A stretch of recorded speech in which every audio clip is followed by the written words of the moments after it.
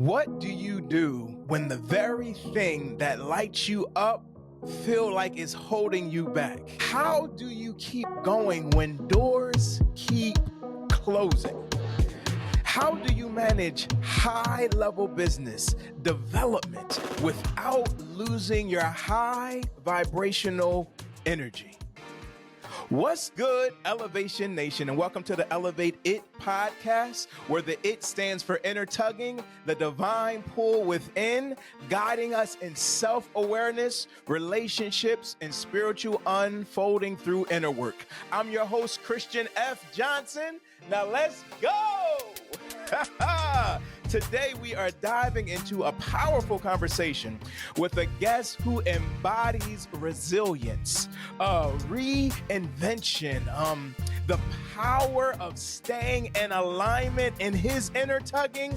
This brother is no joke and the real deal. Listen, I'm talking about going from bankrupt to getting hit, hear me, y'all, with 178 rejections over a 4-month time frame. I said that correctly. I fact checked it, okay, y'all? And still found a way to rebuild from scratch. He is the owner and founder of BDC Alchemy Coaching and Consulting. He is a business development growth expert with over 2 decades of experience in the automotive industry. He has built and developed hundreds of employees, has structured and built his clients that have systems that have generated millions of dollars, and who is now, somebody type in the comment section now, right? Now speaking all over, sharing his gift of managing the data and coaching the people. Elevation Nation, please help me welcome to the Elevate It podcast, Mr. Shawn Armorer. Let's go, let's go, let's go. Let's bring him on in, all right? What's going on, my man? What's going on? Super excited to be here. What an introduction, boy. Oh my God. Let's kill this one for the people, man. We gotta be of service and we gotta give back. Let's just drop it on them today. Well, look, first off, thank you first and foremost for taking time out of your busy schedule to go ahead and be here on the Elevate It podcast. Listen, y'all, I want y'all to show my brother some love, and we're going to jump right into this conversation. So I want y'all in the comments. I want y'all talking back to us. You know, we'll be responding to this later. And so we're jumping right in with when passion feels problematic. Okay, y'all? So listen, Shawn. Many people feel like their passion can become problematic. So whether this is an external pushback or self-doubt or roadblocks. So I want to know, have you ever experienced this? And if you did, how did you navigate it? My entire career, I felt that way. So, man, we're going to go a little bit all over the place. So I was always led to believe that my energy, my work ethic was problematic. Now, I just want to fix that to my superiors. I believe later on, as I matured and I got into spirituality and self-development, and I looked internally, because it's internal, it's not external. But we could get into that later. However, at the time, I was young, I was ambitious, clearly ego-driven. I don't come from opulence, so the minute that I saw little shiny things dangling in front of me, I just went full bore right at it. Right. So understanding that situation, what happens is that I guess you could say, work ethic, I was always seen in my industry or in the organizations that I work with as a disruptor. Now, I didn't do it intentionally. I believe perhaps that this energy kind of triggered their egos or kind of triggered their own demons within, because I was such a high achiever. I was always the one that was I never said it's not my job. I never said, I won't do it. I was always the first one to raise my hand. Now, I believe later on in life, what I did learn, having lost everything at one point in my career, and I mean everything, I'm bankruptcy. What I did learn later on is that I guess my work ethic irritated their demons. So because I didn't fit into the corporate box, right? Out of fear of losing my job, what I actually did is I stunt my own growth. I kind of Whoa. lowered myself down and I had to slow down my speed to fit in. No one wants to be known as Mm. a disruptor, right? But I later learned in life that one should always go where they are not tolerated, but celebrated. Oh, it's a mic drop. And that's kind of how I ended up doing what I'm doing today. And we could talk about that later. But what's interesting about the spirituality sense of my life and what I've learned, and I don't mean spirituality with regards to like levitation or, or any kind of different aspect, because there's a broad spectrum of spirituality. But I Yeah. used it lightly enough just to touch within, just to touch inside. I needed to graze what was going on inside of me. And what I found interesting was the distinction between the universe. The universe is an intelligent system, my friend. It's been here way, Mm. way before us, and it's going to be here way after us, right? So I fundamentally believe that our highest learning truly comes from that which is present in our daily lives. Wow. So I believe that the longer you go against what the universe is trying to teach us, the stronger the message gets. Wow. Woo. What? The The longer we go stronger. against, the longer that we go against our dharma, if I dare say, the Yeah. stronger the lessons get. So that could be somebody getting fired, or because I'm uh, obviously a high level performance coach, but there's elements of life coaching because my methodology heavily resides on EQ or emotional intelligence. Yeah. And for me, that's not just a saying; it's something that I've learned, and it's something that I'm about. Yeah. So I fundamentally believe that the more and more you're not living on purpose, is the more and more that the universe is going to keep creating scenarios for you that you're in the wrong ecosystem, Mm. and the messages are going to get like, you ever hear like some people, oh, I'm not lucky, good things never happen to me, Yeah. or any of this internal dialogue that we tell ourselves. You just got to Yeah. take a step back. If you are currently in that situation, maybe these things are happening for a reason, Talk because to him. at the end of the day, like I tell my son all the time, he's 14, like I tell my son all the time, you are a sum total of all the decisions you've ever made. Mm. I'm going to say that one more time because it's super important. This is learned behavior, my friend. I had to learn all this stuff to get out of that dark abyss. Yeah. You are a sum total of all the decisions you have ever made. Mm. So if you don't like where you are, make better decisions. Wow. Wow. Well, first off, thank you even for that. But I'm going to take you back because some people may not know you, right? And they hear you dropping this wisdom, and I've read all this stuff, but I want to take you back a little bit, right? We're going to go from pain to power real quick because you said you went bankrupt. Yep. You told me you had 170 rejections in that Correct. in that 4 months. So you also seem to be this powerhouse of positivity, but also one that doesn't take the BS, right? So how do you stay or find a resilience to stay positive and not bite that pill of negativity and still rebuild? That's a great question. Again, this is learned behavior. This is not overnight. So it's only when I personally, I'm going to share my story. It's only when I was in the dark that I could see the light. Mm, So I'll explain myself. For a very long time, as I was saying before, in my career, in my field, I was very successful at the time. What I thought was success, the shiny things, the nice cars and the suits or what have you. So when you're running after that, and then the rug gets pulled out from underneath you unexpectedly. So let's I'll even give you some specifics. I believe the year was I want to say 9, 10, 11. I want to say 2011, 2012, somewhere around there. This, I will never forget this. It's pivotal moments in our life. To answer your question, it's the pivotal moments in your life that will make or break you. You could either choose to fall, or you could choose to get up. Now, I'm not saying you mm, won't get knocked down multiple times. I read an amazing book, Fall Down 7, Get Up 8. right? So you will continue to fall in life. That's what life is about. And the interesting thing about life, before I go back, sorry, we're going off, but I just want to give to your people the Do your interesting thing. the interesting thing about life to me is that it gives you the test first and the lesson after.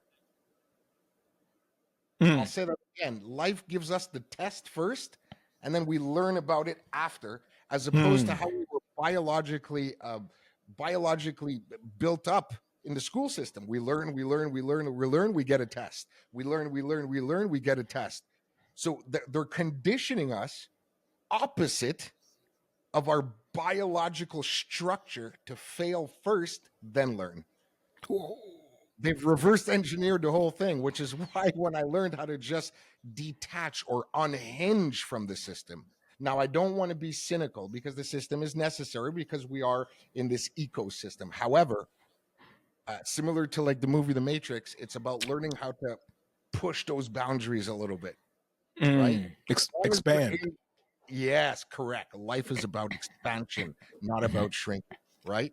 So when you're living somebody else's dream, when you're living somebody else's promise, when you're living somebody else's hours of operation, when you're living somebody else's um, company, if you will, which is okay because we need hunters and we need farmers in life. But when you're living someone else's dharma, you can't necessarily expect yourself to expand. The ecosystem is not conducive to that. Um, yeah, so that's it. So it was December 16th. I'll never forget this. It was the most pivotal moment of my life outside of my dad abandoning me. And it was December 16th, 9 days before Christmas. I was at this company where I worked for 11 years.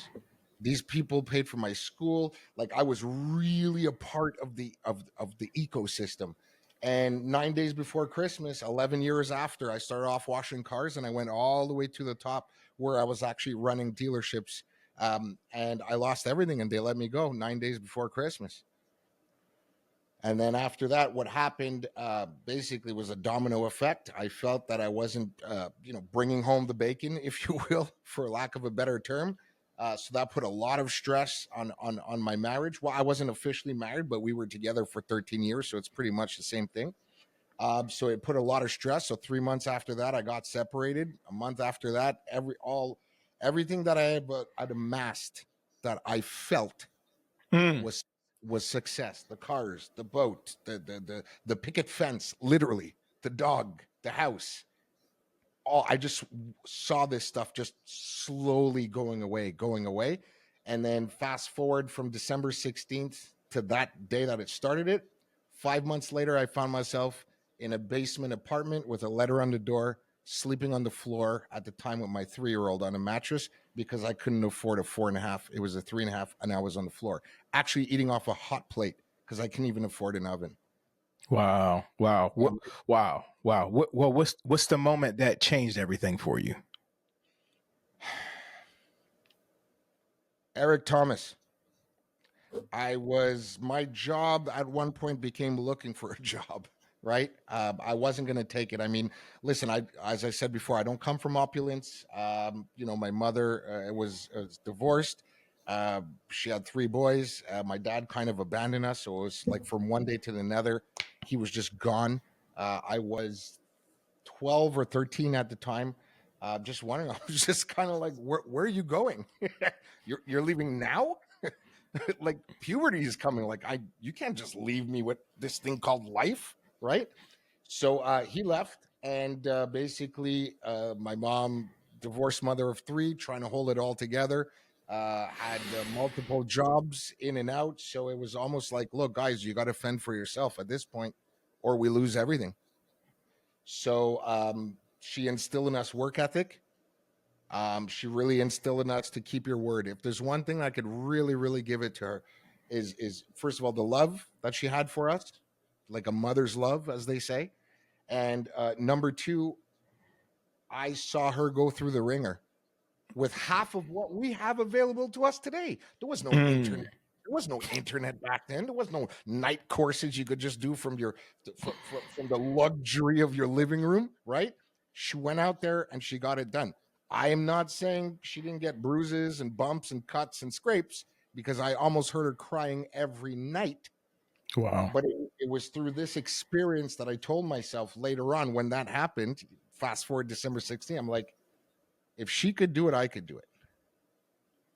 If she could do it, I could do it. So after I Yeah. was feeling all bad for myself and all sorry for myself, get the hell up and get it done. And that's where E.T., the hip hop preacher, Dr. Eric Thomas comes in. Correct. So crazy story. So I was actually my job became looking for a job at that point. I had a 3-year-old, and he was basically crying me to bed every night because I was crying, and at nighttime because I mean 6 months prior we had the life, right? And now all of a sudden I'm on a basement with a letter on the door, no balcony because it's kind of like made underground. I'm like, how did I even get here? Like what Mm. it just went so fast. And I was crying every night. And he Yeah. was literally sleeping with me in my bed on the mattress, first of all, on the floor, because I couldn't get a frame. I had no money. So Wow. I remember crying every night. And he was 3, 4 years old, something like that. And he would just rub my head every night and just go, Papa, it's going to be okay. Papa, it's going to be okay. And for me, that's really, really where I got the drive. Obviously, it doesn't solve anything, but you know what? It really became apparent of the responsibility that I now had in front of me for this young human being. And I said, you know what? This kid is looking up at me. Like Mm. this is a defining moment in this child's life. Like Yeah. how I react to this scenario and the kind of energy I output in this scenario is going to govern the framework of this child, right? Yeah. Let me jump in So real quick. Don't yeah. lose your thought because I don't want to lose this point. I'm gonna just call it the power of parenthood, right? And Elevation Nation, Mm. as you're listening to this, because and those of you have kids or you have nieces or nephews, maybe grandkids, whatever the case may be, man. So my wife and I, we have three boys. All right, I have twins that are 15, and then we have a 10-year-old. And when I say I've learned more about life, more about God, more about business, more about myself by them, it's almost scary how Mhm. something that can come from you is produced in the area of the world with divine intelligence, able to unfold, develop, remind you of you, and also sharpen you, and then give you that drive to move forward. And so I love what you're saying about your son, because I think that's a gift that, and in our house we allow our kids to speak freely. Okay, so we allow them to share their I came from a mindset, saying a child's place and different things like that, and that's fine. There is respect and levels to that, but I believe too that they also have power and wisdom in them. And so I hear them. There's times when I've made business decisions and I'll sit my three boys down and I'll say, hey, this is the situation, let me know what your perspective is pertaining to this. And right now I have three of them. They're also small. They have entrepreneurial mindset. One of them cuts hair and has a lawnmower business. The other one does a clothing business, and the other one makes body butters. And I think it comes from the area from us learning and leaning into one another. So anyway, when it comes to your son in the area of the development and that push, I think that's power in parenting, not by just giving, but also by receiving. Yes, 100%. And we were biologically created to receive, right? You cannot give what you do not have inside. Hmm. The great Wayne Dyer, I'm a very big Wayne Dyer played a pivotal role. That's how I got out. My brain got saved. So he, if I could give an example, it was just beautiful. And sometimes you need to hear these from the greats to really summon your inner greatness and to wake up. And he said, listen, and I'm paraphrasing here, and God rest his soul. He said, when you have an orange and you squeeze it, what comes out? Orange Orange juice. juice. Correct, right? So when you get squeezed by life, whatever's inside is what will come out. That's good. So when life squeezes you, if you react in some kind of a retaliator way, or if you are if you are very destructive, if you will, right? well, then that's what's inside, and that's what needs to be fixed before you could go on and shape the world. Mm-hmm. Because Mm-hmm. one of the things that I've come to understand is that I call it the maintenance of the mind. Okay. A lot of people say mindset, and I get it. Great. But what does that really mean?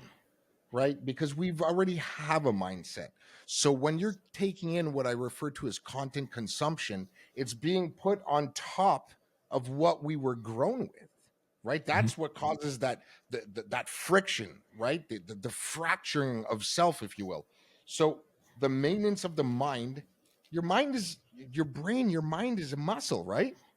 So a lot of people go to the gym. I mean, if you look on Instagram, everything is about, 7-minute abs and all of this kind of business and how to lose weight in 10 minutes and get your six pack in the next 2 months before summer. And people actually pay money on all this. When's the last time that someone spent money on their mind, on development, on courses, buying books? It's always this physical how I look. But if you're rotting inside, it doesn't matter what you look like. So in order to release the greatness that we have inside of us and give it to the world, we must first need to build it inside. And that fundamentally comes to what I refer to as your emotional bank account. Your emotional bank account. It's similar to a regular bank account. And I teach this to my child all the time. Your emotional bank account. If you have your regular bank account where you put your money and all you do is withdrawals, what happens to your money? It goes down to zero. Well, on a daily basis, if you just allow people to pull from you, if you just allow people to pull from your emotional bank account, you will eventually be depleted and up at zero. It is critical, dare I say, imperative on a daily basis that you make emotional deposits within you however you can. Now, How do you do that? First of all, changing your environment, changing the people that you're around. I used to laugh at this prior to becoming how I am today, because again, this is learned behavior. I wasn't always like this. And I used to kind of chuckle when they were like, you know what, you're kind of like a sum total of the 5 people you hang around most. Now, as I get into my late 40s, that has never rang more true. So um, um, it's about sanitizing your environment. It's about sanitizing what you watch. It's about understanding that time is the ultimate currency. And we all have the same, what is it, 84,600 seconds in a day. That's what makes us all the same as human beings. Why would Bill Gates be a billionaire and you and I are not? He has the same time. It's not like he was given more time than us. Maybe he's just using it more wisely. Wow. Right? Wow. Now we got to go into mindset of business and leadership. If you want to go ahead and bring Bill Gates and all the legends into this thing. Sure. So you have, or you talk about managing the data or the data and coaching the people. What does that phrase mean to you? Well, to me, I basically invented that phrase, so I'll take that one. It's just something that along my journey in business prior to starting my business, obviously I was managing business units, right, within organizations. So in the automotive space, just to define it for the people watching, in the automotive space, there is a department inside of a car dealership that's called a BDC, which stands for Business Development Center. It's similar to like a customer service department that you can find in any organization, really, but it's more centered around developing the business through relevant outbound activities, right? Based on a certain subset of information that we have. So, you have a vehicle, I would imagine, with 3 kids. I'm sure you have probably even a minivan. It's a GMC. It's a Denali. GMC. Okay, so just to put in perspective, nice truck. Just to Thank put in you. perspective, similar to the dentist, where you have to go to the dentist every 6 months. Well, you need a servicing on your vehicle every whatever GMC has, whether it's 1 year, 10,000 miles, or what have you. So, given that we have that um, galvanized information, guaranteed no matter what. Christian in 1 year is due for an oil change, bare minimum. So now, based on that cadence, I can now structure creatively an outbound campaign towards you. Get it? Wow. So Wow. Oh. that's what a BDC is. So around that, what happened is, prior to managing those departments, I was an actual customer service agent, or BDC agent, if you will. Okay. And I was doing very well. I could talk really well on the phone. I could build rapport with people like nobody's business. I really make people feel special, right? We call that the guest experience. So what was happening is, eventually later on in my journey, in my career journey, when I now became responsible for people, I made the biggest mistake of my life. What's that? I was managing by self-expectation. Because I was the best at what I did at the time, when I became a leader, I was, let's call it cognitive dissonance, right? So I just felt that, no, listen, guys, this is the way we have to do it, because this is the way I do it, and there's a predictive result. So I was ruling with an iron fist to fit into that box I was telling you about before, right? Because I wanted a seat at the table. So unfortunately, I made a lot of mistakes. I failed often. I let a lot of people down. And by ruling with the iron fist, what happens is that, yes, you'll get the results, but your turnover also skyrockets because no one wants to work for you. There was Wow. no emotional intelligence. There was just like this predictive kind of query, like, we will do this and it will give us this. So Yeah. I was closed-minded to anything that would possibly contaminate the results. I would just steamroll over people as a junior manager, right? So, hey, listen, if you're not happy with the way I'm running things, you could take your things and leave. That was basically a discussion. Yeah, because I wanted a seat at the table. I wanted a seat at the table, and especially in the automotive space. Let's just say it very politely, but where I live anyway, ebony is not really present at the table. Wow. Right? Correct. Wow. So the deck was stacked against me, just basically on that, if you know what I mean. So later on, I learned what a terrible mistake I made and what a terrible, terrible manager I was.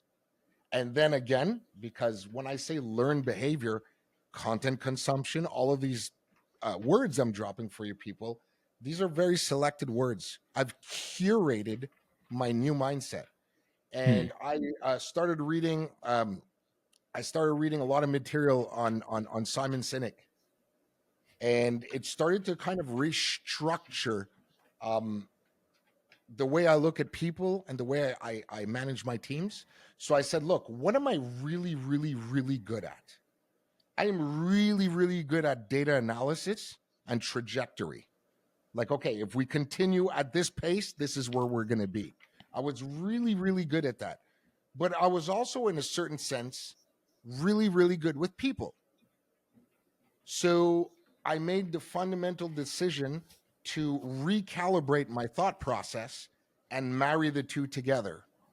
And this is where Simon refers to it as going from a manager to a leader. And he's, to quote him, because again, this is a quote that really profoundly impacted my career. He said that managers do things right and leaders do the right things. And I had to sit with that for a minute and go, man, I've been doing this wrong. So then that's where I said, listen, if I'm really good at managing data and I'm really, really good at coaching people, let's soften that coaching. Let's soften that iron fist, and let's take the data part. And as opposed to speaking to my team who are entry level, I hate to use the term, but take that data and don't talk at them, talk to them. Yeah. Like, hey guys, look, we're at 2, we need to be at 4. Yeah. Now, historically, in any kind of Fortune 500 company, that conversation is like, look, guys, we're at 2. We need to get 4. So call your wives, call your husbands. No one's going home. We're doing 60 hours. You understand? And I mean, you could technically do that, right? But your turnover skyrockets. If you can find a way to communicate, what I like to refer to as effective communication, that doesn't mean to distill the results, but you can absolutely distill your message and the manner in which you speak to humans. Let's go back a little bit, because I like when you said I took this thing that I'm great at. First off, let's hear that, because that's high vibrational right there. Not what I suck at and all those things. You can do the self-examination, look in, and I always tell people, when you look within, it's not to deplete yourself. It's not to bring on depression or disease or anything like that. It's to look within to help align so that you can continue to go higher. And just being real with yourself. For a while, I was just lying to myself, Shawn. Just lying to myself. Not even realizing, just lying to myself, convincing myself, projecting this false presence. And I'm still learning. So I have not fully arrived. I'm still learning. Okay, this is me. This is what I learned from this person. This is what I learned from this book. This is what I take on. This is what I'm regurgitating, so forth and so on. But you took this part of who you know you are and this part of who you know that you are, and you said, you know what? We're going to go ahead and put those things together. Elevation Nation, hear us when we say this right here. You don't have to just pick one or the other. You can be in a posture and a place to deal with it both, operate from both. You're from totally who you are. Then you can create the space if the space have not been created for you. I'm hearing Shawn say, okay, I've been in corporate. I've been in here. I've been cleaning cars. I've been at the table. I've led this way. I've looked within. I've dealt with this area. I've come from a place where I was working for somebody, and that I put all my eggs in that basket, and that led me to a different place where they can snatch everything from me. And I'm putting words in your mouth right now, but you're saying, look, I'm not going to go back to that situation and being at a place where I'm on the floor with the love of my life, my son, there with me, and we're going to figure this thing out. The divine God sends this ET. Let's go. It's Monday, right? With the high energy, you know what I'm saying? You know, yeah.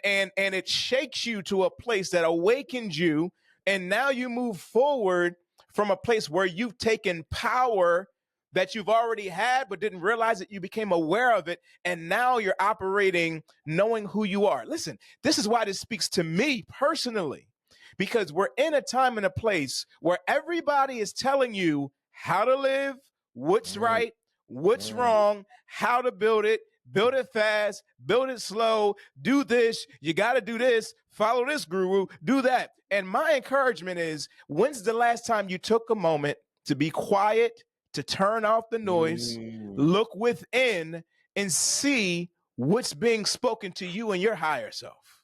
Yeah. Listen, it's so interesting. Okay. Whether it's at work, whether it's personal, whether it's you want to become a better speaker, a better communicator, a better parent, let's just call the end results. Okay. So to get the results you've never got, you got to do the things you've never done. And in order to do the things you've never done, you got to become somebody you've never been. It's an ongoing process of disrupting your current belief system. It's an ongoing process. You cannot get anchored. We cannot solve problems at the same level of thinking that created them in the first place. Got to go higher. We have to show up. We got to go higher. How do you know what hiring is if you don't show up? You have to be intentional and deliberate. I'm not going to say it's not going to hurt. I'm not going to say you're not going to get beat up. I'm not saying that you're not getting kicked when you're down. Dude, I just got goosebumps. I have been kicked more times than I can count, but I will not stop. I will not stop. What is the alternative? What's the alternative? Yeah. Think about this, Christian. Every day that we wake up, every single day that we wake up, you get 2 C's. You get a chance and you get a choice. You get a chance to do it all over again, and you have a choice to do it even better. Yeah. and I call it the law of aggregational gains. Would you want to be 100% better or 365% better at the end of the year? Which one would you pick? Yeah. I'll So take the let's door calm too. down. This doesn't have to happen today or next week, it happens the way it happens. But every single day, get 1% better. Yeah. Every single day, whether it's I learned one thing today, or you know what? I was about to speak, but I shut up and I let the other person speak for a second. You're winning when this kind of stuff happens. It's chess, not checkers. I love it. I love it. I love it. Listen, Incremental movements. you're in a flow, and I want to speak directly to someone. This is when my spidey senses goes. Let's So go. so listen to this. So if there's somebody listening and they feel like their passion has become a burden or misunderstood rather than a gift, Shawn, what would you say to that person right now? They're in the thick of that right now. They're identifying that. I feel like I'm misunderstood. I feel like I'm going through this. I feel like these doors, I feel like all this stuff is going. What would you tell them right now in their moment? First things first, you're doing the right thing.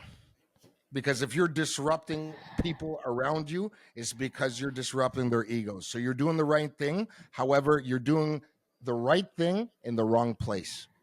Change your environment. Go where you are celebrated, not tolerated. Stop making other people's opinion of you shape the direction that you must take in your life. Unless, of course, you want to. So you need to be strategically patient, but with a high sense of urgency. Now, the thing is this. I don't want to be vindictive, and I want to be very, very careful with this message. We live in an independent society, whereas mankind's greatest achievements require interdependence. We cannot do this on our own. As a matter of fact, in my business where I am, I've kind of plateaued. I'm doing very well. I'm going into year 4. But again, I failed so many times prior to starting my business. I was in the automotive space for 18 years.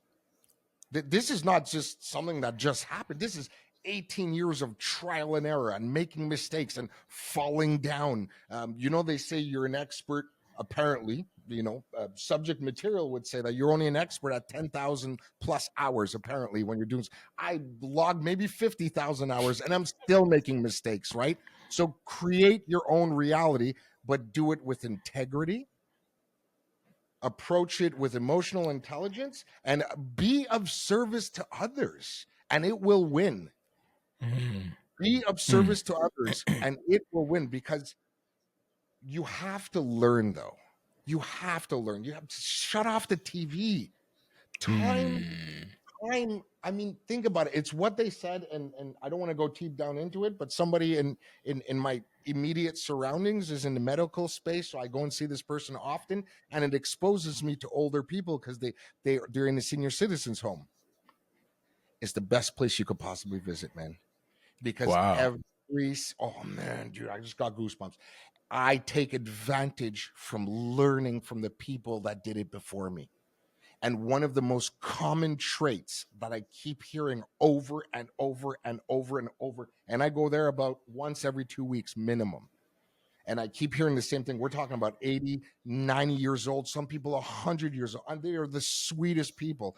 But when you listen to their story, and when I really listen to them, the reoccurring message, the reoccurring narrative that keeps coming back is they wish they had more time. And we're here with Netflix, and some people watching this right now right after this show, they're going to go and watch their favorite show. Why do you think they call it television programming? They're programming you. They don't want you to be smart. They don't want you to learn. They don't want you to develop. They don't want you to reach a higher frequency. They don't want you to expand. They're trying to keep you shrunk. Yeah. Wow. Why? Because you could be controlled much more. Wow. I refuse to fall into that. Now, again, I'm not being destructive and I'm not going out there. I'm living my dharma. I'm living on purpose and I stay in my lane. And the people that I meet, like you, just look at how we met. Yeah. The Yeah. minute you started speaking, I was like, oh, that's my guy right there. And I have no idea who you were.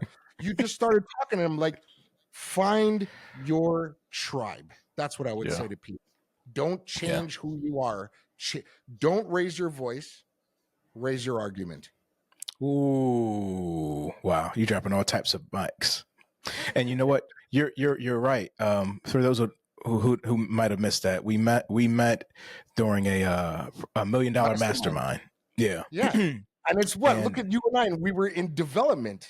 Yeah, yeah, man. Yeah, yeah, and yeah. It's funny though because, and this is what I'm learning, and it just hits me that I try my best not to judge anybody's journey or their unfolding because everybody's at a different place. For me, it's not necessarily right or wrong. It's just where you are and you'll continue to grow. But I have just noticed there's a difference within those who choose to live from a high level of high vibration, a high level of frequency. It's a mindset. It is a true different mindset. The problems are different. The journey, the excuses, the level of unfolding and the what's being done, how we spend our days. It's just different. And I've been sitting with this, and it's coming out in the new book that's coming out this month. And it's called Heaven and Earth, right? And I'm not talking about having a place that you go when you die. I'm talking about the areas around that we have access to right here. But it hits me that there is a place that we have full access to that is within us and around us. But will we rise up from where we are? So stay with me for a second, and then I'm going to turn it right back over to you. So can we go beyond Democrat and Republican? Hold on, right? Can we go above or beyond African American, Caucasian, Trinidad, all this other stuff every day? What we are like? Can we go above and beyond this level of pay and this level of poverty? Can we go beyond this? Can we keep going and keep going beyond till you get to the place? Look, here's another one. Can you go beyond religion? Can you even go beyond this? Can you go beyond that to where it just is? I didn't say that you had to forget it. I didn't say that you have to. I'm not demonizing any of it. I'm just saying, can you go beyond to what just is? When you're in that place where you see it's unconditional love, it's light, it's beauty, it's joy, and we're all connected, and how you can tap into that, you have to lower yourself to start focusing on all the just earthly aspects and frustrations. They can be a distraction. That's why I love some of these models that have been out there that's gone before us that did a lot of meditation and prayer and inner work and different things because they realize it's so much going on in the seen world. I got to take a minute to pause because I'm in this, but I'm not of that. And so I celebrate you for doing the inner work.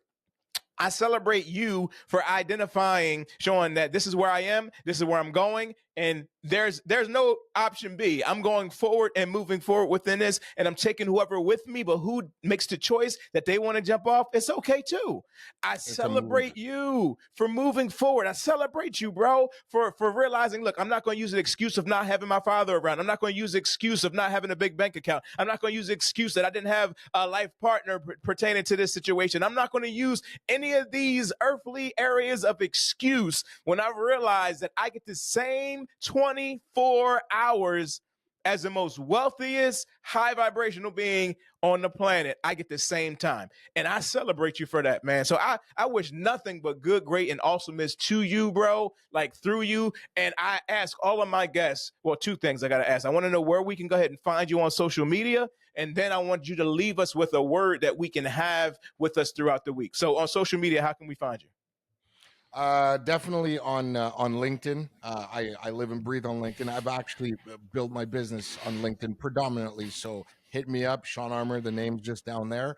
You can also visit my website, bdcalchemy.com. Once again, bdcalchemy.com. And those are really the two best ways. You know, when the student is ready, the teacher will appear. Hey, I love it. Love it. I love it. Is that your word, or you got something else for me? No, I got something for everybody. Let's go. Wouldn't you want to know what would happen if you spent the next 6 to 8 months, and I mean 6 to 8 months, you disappear? You are already in pain. We're all in pain. People lead lives of quiet desperation. And we're all in pain right now. You, me, we're coming out of COVID. Our parents died. Our kids died. Planes are going down. There's all these distractions coming in. Your boss is abusive. You're driving in traffic, and we're not kind with each other. The idea is to really do the inner work and disappear. Change your diet, change your fitness, change your work, change your environment. Do what needs to be done to reach higher, because we are not human beings having a spiritual experience. We're spiritual beings having a human experience. So tap into the spirituality, the divine. You got to tap into yourself. And at the end of the day, I will leave you with a quote from the great Les Brown, who changed my life. And I am continuing the work. I aspire to inspire until I expire. Shawn, thank you for sharing your journey and your wisdom, your resilience with Elevation Nation and me, man. I really appreciate that. And Elevation Nation, I want you to go ahead on LinkedIn and follow Shawn. See his posts. He does live on there, like no joke. I see the green icon is on all the time, and he's doing amazing work connecting with people. So make sure that you're doing that as well. And Elevation Nation, if you haven't already, subscribe to the YouTube channel and share this. Please share this with somebody, this wisdom, somebody that's able to resonate with it. Share this with somebody, and just make sure that you replay it so that you can go ahead and see and sense what is being communicated to you during this, okay? And so, also, as you always know, you can go ahead and make sure that you are on our email list. And you can go to I Am Christian F. Johnson. You will get free book previews, not reviews, previews, exclusive content. We have updates every month. You guys know I'm dropping a book that's coming out. And so make sure that you are on our Inner Elevation, our list from there. Just put a blog out today. And so I want you guys to go ahead and check that out on a LinkedIn profile. That's going to speak to some things as well and see if and as a matter of fact, Shawn hit a lot of that already, like the stuff that I've been even feeling and sensing. Like you hit a lot of that stuff that we were talking about, feeling like there's pain and there's things that are shifting in the area of the world. Like there's things that are there, but will we continue to go ahead and go higher? Will we continue to look within and do what needs to be done? So make sure you are in tune within that. And so as always, may good, great, and awesomeness continue to flow to you and through you all throughout this week. Shawn, again, thank you for being you. We are connected, brother, and I am grateful that we had this, man. So blessings to you all, and we will see you soon.